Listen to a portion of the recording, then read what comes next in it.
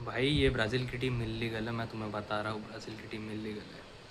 Carlo Ancelotti हमारे दद्दू, real Madrid के जो दद्दू है हमारे प्यारे, वो अभी ब्राज़ील को same to same Real Madrid जैसे गेम खिला रहे हैं।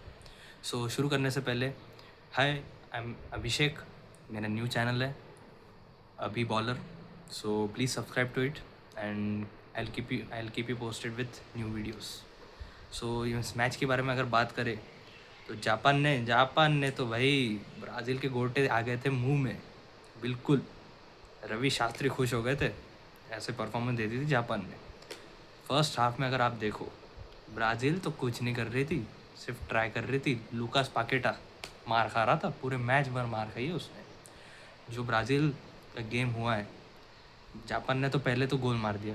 जापान ने सीधा ब्राज़ील के एकदम तारे गिन गिन कर दिए कि अब गए गए।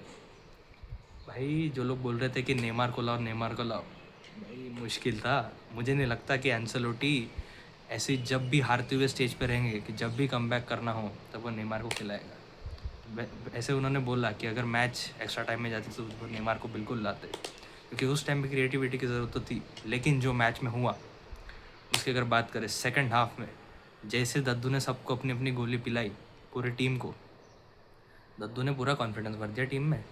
विनी जूनियर पागल हो गया, तो पूरा उसने विंग संभाला है। और दद्दू ने जो सब्स्टिट्यूशन करे, सबसे पहले तो एंड्रिक को डाला अंदर। एंड्रिक भले ही उसने गोल नहीं मारा, कुछ नहीं किया, बट एक उसने अपने तरफ से ट्राई किया। मुझे अच्छा लगा कि दद्दू ने एंड्रिक को खेलने तो दिया।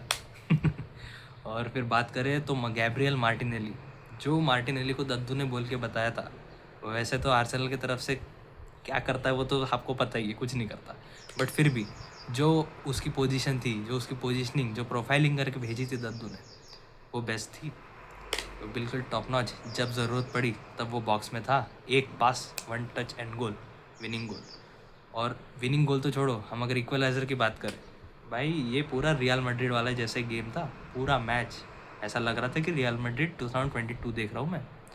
एंसेलोटी दद्दू हमारे वही करने वाले हैं। आप लोग देख लेना, जैसे चैम्पियंस लीग का रन गया था 2022 में, सब सब सब इनके सामने रहेंगे कि नहीं, ब्राज़ील के सामने ये जीत जाएंगे। लेकिन नहीं, ब्राज़ील दिखा देंगी, घोड़े खोल देगी सबके। मज़ा आ गया मैच देख के। कैसे मेरो पूरा गेम कुछ नहीं किया, एक तो येलो कार्ड लेके बैठा था, लेकिन जब ज़रूरत पड़ी तब हेडर मारा। एक हेडर मिस भी किया था पहले, लेकिन वो हेडर ने उनमें जो कॉन्फिडेंस भरा। और वो विनी जूनियर का जो वो अपॉर्चुनिटी थी भाई, वो तो मतलब best goal of the world cup आराम से हो जाता था। वो जो फर्स्ट टच नटमैग मारा है, वो जो दो प्लेयर्स को काट के जो निकला है और जो शॉट लिया है, वो बस थोड़ा सा उसका टच मिस रह गया, नहीं तो वो गोल था। गोलकीपर के तो फट के हाथ में आ गई थी, उसने खुद ने छोड़ दिया था। पलट के पीछे देख रहा था कि गोल तो नहीं चलेगा। वो तो नसीब ब्राज़ील का कि उसके नाम पे नहीं लिखा था विनिंग गोल, वो तो गैब्रियल मार्टिनेली ने लिखा था, इसलिए वो जीते। वो नहीं हुआ।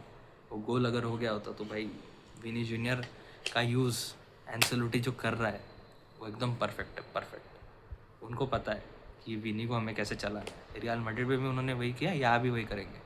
और लिख के ले लो भाई। और अगर जाना होगा ना ब्राज़ील को आगे टूर्नामेंट में, तो वो दद्दू के दिमाग से और विनी के परफॉर्मेंस से ही आएगा। राफिनिया जितने जल्दी आ सके टीम में, मुझे एग्जैक्टली तो पता नहीं वो वर्ल्ड कप के बाहर हुआ है या नहीं, बट जितने जल्दी आ सके। और मुझे देखना है कि नेमार का यूज़ ये लोग कैसे करता है, क्योंकि अभी तक तो ये मैच में तो देखा नहीं। जैसे अंसेलोटी ने बोला कि एक्स्ट्रा टाइम पे अगर मैच जाता तो वो उसको लाता, लेकिन सबसे ज़्यादा क्रिएटिव आउटलेट जो है ब्राज़ील के लिए, वो नेमार के साइड ही है। सो मुझे देखना है कि how will he use it. I think ऐसा कैम यूज़ करेगा most probably, because Vini will be handling the left wing. And striker पे नेमार खेलने को उसके तो घुटनों में तो दम है नहीं। जापानी तेल आज जापान वालों से मांग के लाना पड़ेगा, जापानी तेल उसके घुटनों का इलाज करने के लिए। बट ठीक है, जो गेम हुआ अच्छा हुआ। और साथ ही साथ अगर हम देखें कि राउंड ऑफ 16 जीतने के बाद ब्राज़ील अभी राउंड ऑफ 32 जीतने के बाद, सॉरी, राउंड ऑफ 32 जीतने के बाद अभी राउंड ऑफ 16 में उनके अपोनेंट्स हो सकते हैं आइवरी कोस्ट या नॉर्वे में से। भाई अपसेट तो जापान पुल ऑफ करने वाली थी, लेकिन ब्राज़ील ने नहीं करने दिया। लेकिन नॉर्वे और आइवरी कोस्ट में तो अपसेट की बात ही नहीं है, जो आगे जाएगा वो वाइप पे खेल रहा है। नॉर्वे की जो टीम है, हालैंड अकेला घोड़े फोड़ देगा इनके। भाई मैं बता रहा हूँ, हालैंड जो वर्ल्ड कप खेल रहा है ये, वो अलग ही खेल रहा है, वो लीग ही अलग है।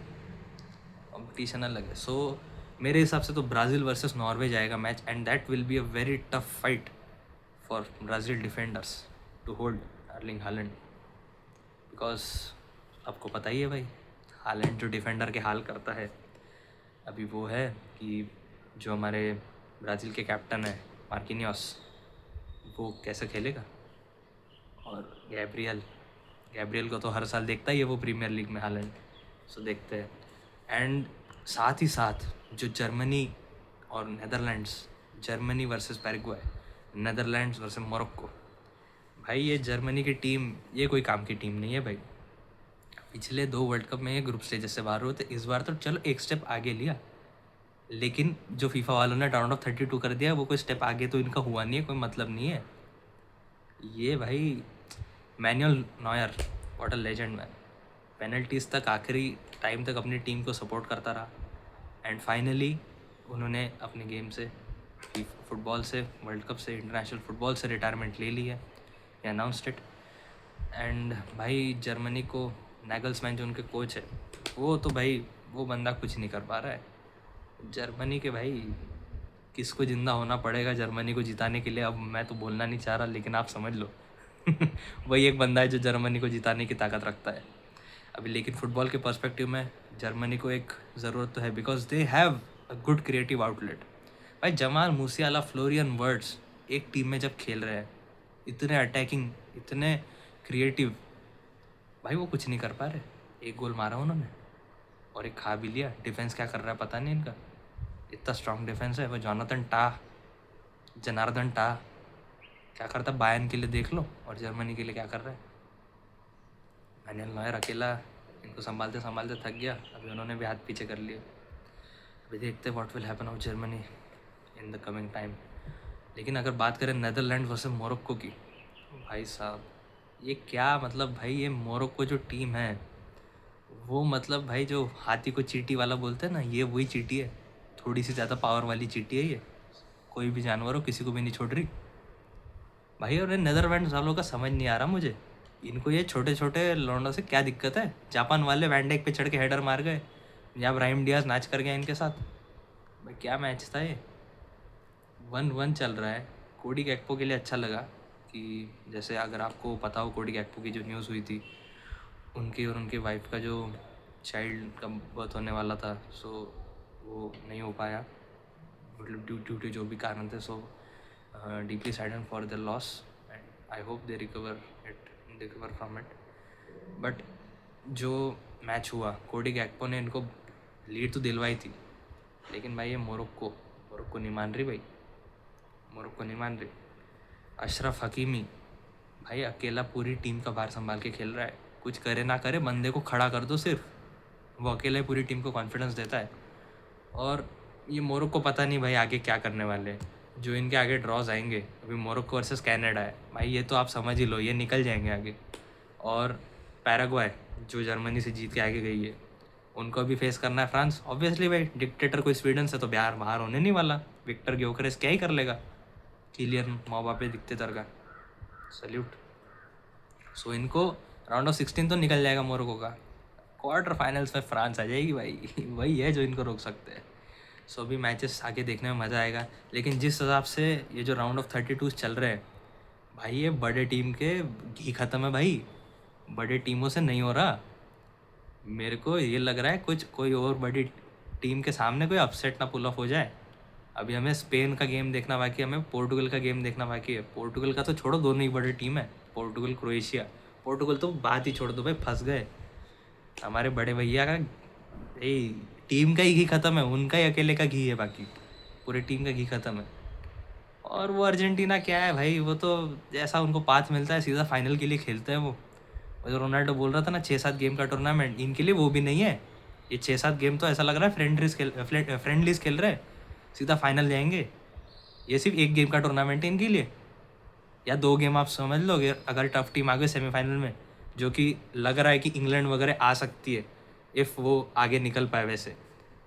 सो भाई देखना पड़ेगा, अर्जेंटीना भाई इस साल भी फाइनल पहुंच सकती है।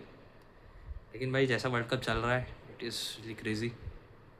और ऐसे वर्ल्ड कप कंटेंट के लिए आप सब्सक्राइब करो चैनल को, मैं ऐसे ही और कंटेंट डालता रहूँगा, वीडियोस डालता रहूँगा। सो देखते हैं, मज़ा तो आ रहा है वर्ल्ड कप में। Let's see. Thank you for watching, please subscribe.